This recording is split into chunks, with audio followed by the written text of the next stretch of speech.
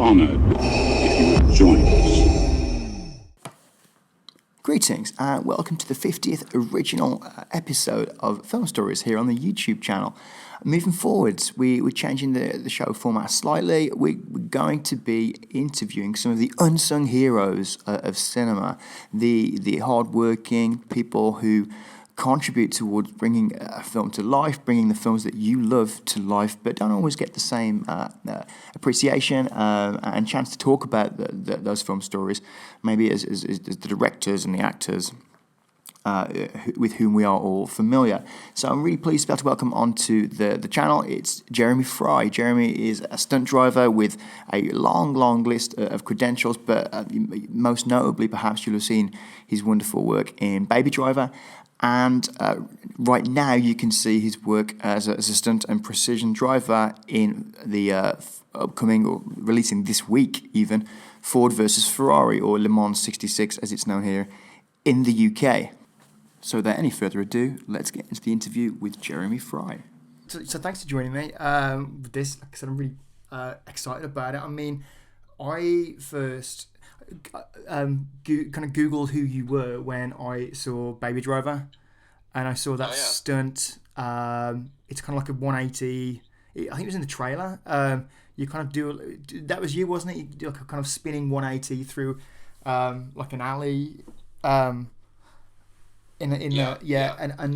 I just kind of I'd never Googled a stunt driver before, but I just saw that and thought, who is that? Who's driving that car? And that, I mean, that's such a great film. So I kind of went away and looked at the other stuff that you've done, and you've done so many car scenes in so many different movies. What made Le Mans 66 different as an experience? It was a fun movie. It was interesting. I mean, there's a lot of different reasons. Every movie's different. Everyone's unique. This one, completely irrelevant to myself, has been kicked around for years. Different directors had it at different times. Yeah. There's always rumors and threats of it happening. And when it finally did go, it was very fortuitous for me that it ended up going to the second unit director.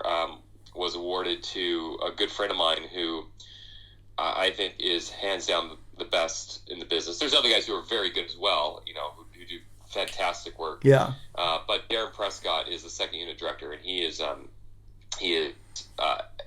at the top of the game. There's other guys, like I said, up there with him. I'm not trying to say that he's the only game in town, but he everything he touches is awesome. And I have been super fortunate to be able to ride his coattails, so to speak, for all these years. If you look at the stuff I've been able to do, that I've had the fortune to work on, it's for the most part he's been attached to that some way or another. And this is no exception. He got second unit on this, and it did a great job with the show. So it was a fun show. One thing that was cool about it for me. A lot of the shows I've done have been a little, I don't say necessarily lower budget. Yeah. But by any means, they've been lower budget, but they haven't been like a big blockbuster. No, they haven't been. Some of them, a lot of them have not been. Like Baby Driver, for example, it was a decent budget, but it wasn't a massive budget.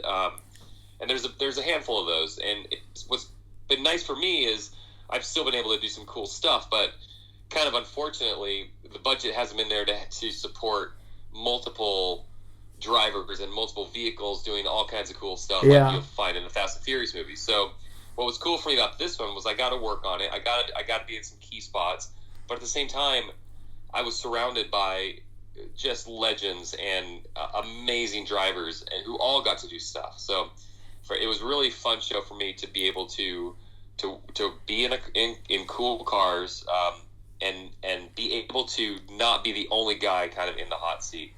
And a lot of guys had different, had a lot of weight to carry. So it was a lot of heavy lifting was spread out amongst the drivers. So a real team effort, then. Oh, absolutely.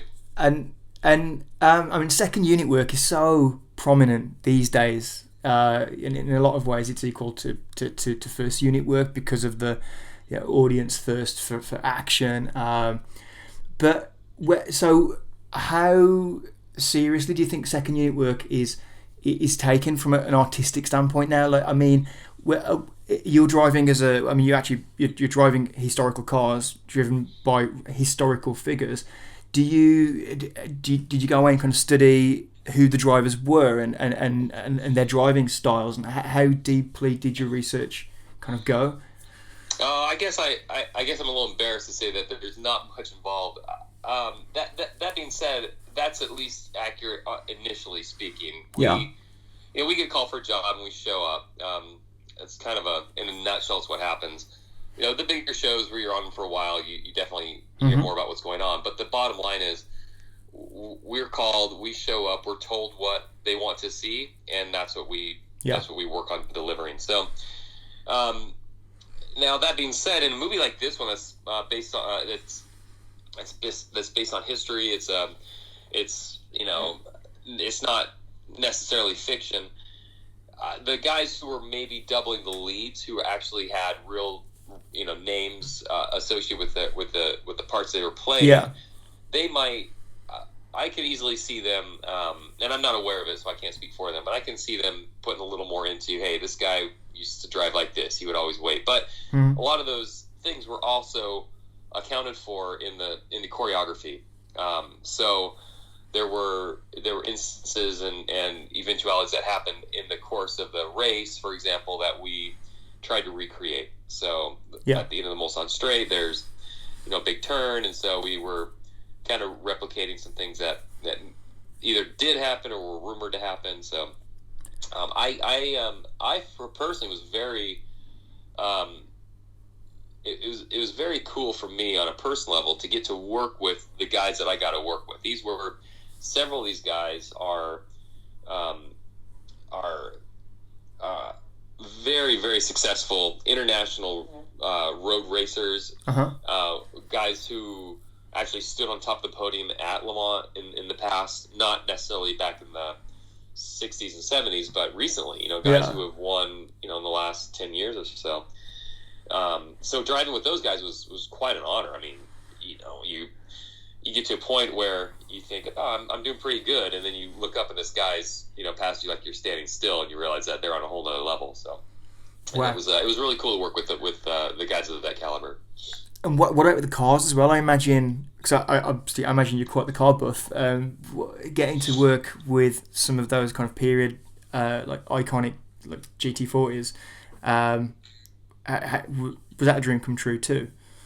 Yeah, don't be fooled. They some of these cars were a good number of the cars were not actual historical vehicles. There were a lot of them were replicas. Now that doesn't mean they weren't quality cars. A lot of them were very fun. Some of them were not very fun. Some of them were just royal pains. But there were some sequences we did where we were driving legitimate cars that were worth a lot more than any car I've ever owned. Yeah. But the hero cars, the Ferraris and the Porsches and the GT40s and whatnot. As far as I can recall, for the most part, they were not actual historical cars, but they did a great job of making them look the part. So would they be built? Were they kind of stock chassis, and then they would just build a kind of shell over them that resembles the cars of the era? Is that some were? Yeah, some were like that. Some were purchased from replica car manufacturers, or some of them were rented from them. I can't speak to the exactly how the financials worked on it and how all the arrangements were, but there were real GT40s around at certain points, but none that I ever drove. And you didn't get to kind of do rock paper scissors to decide which who got to use the real ones and who got to use the replicas. Well, I think they were pretty much all replicas that the stunt guys were allowed to drive. Now that being said, there were some that were better than others. However, for the most part, we were assigned vehicles. We knew who we were doubling. We knew which cars we were supposed to be in. For this sequence, I'm in the number 21 Ferrari. So there might be multiples of that car. In fact, several times there were. Or they would take one of the Ferraris and they would change the livery to reflect which car it was supposed to be, even though it's the same car. But there was not a whole lot of everyone running and jumping in their favorite car. and to complicate it, the cars fit differently, and some of them were miserable. So we ended up buying, I don't know how many of these custom seat kits. Yeah, it's a foam kit, and you have an epoxy resin that you mix up, and then you put them, you fit it, and you form a vacuum. I mean, we probably made 20 of them. So for different people to fit different cars, because we would just mold the seats right into the floor pan of some of these cars that were so small. We had no room for an actual seat, so we formed the seat with these kits right into the body of the car itself. So did I was doing some research for this. I was looking at the some of the work from Baby Driver, and I could see some of the cars they had. You'd built rigs with then you on top, so you were driving the car, whereas and the actor could be kind of within the car, driving. Were there any of those rigs built for Le Mans '66? Yes, there were. So we call those pod cars because you have a driver's pod. On Baby Driver, it's funny. There's a couple pictures that managed to circulate that have me on top without a helmet, just driving it. And the reality is that was me literally just moving the car from one place to another.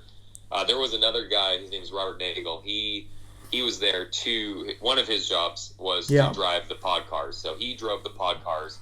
So it's unfortunate for him. I feel like I've gotten a lot of credit for driving the pod cars on Baby Driver, when the reality is all I did was move it for him so that he could drive it. But that means that on Ford Ferrari, they had, I believe, one. I think we only had one pod car, and it was the Hero GT40 from Le Mans. So they had built a pod car that had like the front half of the car was the GT40, and the back half is where the pod was. So the driver, I did drive it. Again, I might have just moved it around. They might have had me drive it in a shot, maybe one or two shots. I don't recall, but for the most part, I did not drive that car. It was driven by Alan Padelford or Robert Nagel.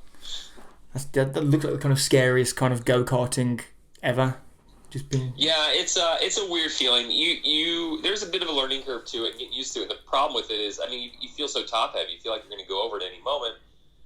Some of them are more stable than others, but in my mind, the difficult nature of that is you don't really get to explore the limits of it without actually tipping one over. So right. I don't know that Nagel's tipped one over. I don't think he has, but every time I'm in one of those things, you start to get more and more comfortable, but I rely a lot on my buddies to watch me and say, hey, you tell me if it's looking bad, because it feels bad the whole time to me, and I know it's not, so I don't trust my own judgment as far as when I'm getting to the edge or not. So a lot of times I'll ask my buddies, say, hey, I'm going to go out and do this, watch it, tell me if it looks like I could push it more, or if that's about as much we can get out of it. So they're a challenge for sure. And that concludes the first part of our interview with Jeremy Fry. Do come back next episode for more, including more on Ford vs Ferrari, Baby Driver, and Jeremy talks about doubling for Ryan Gosling in Drive.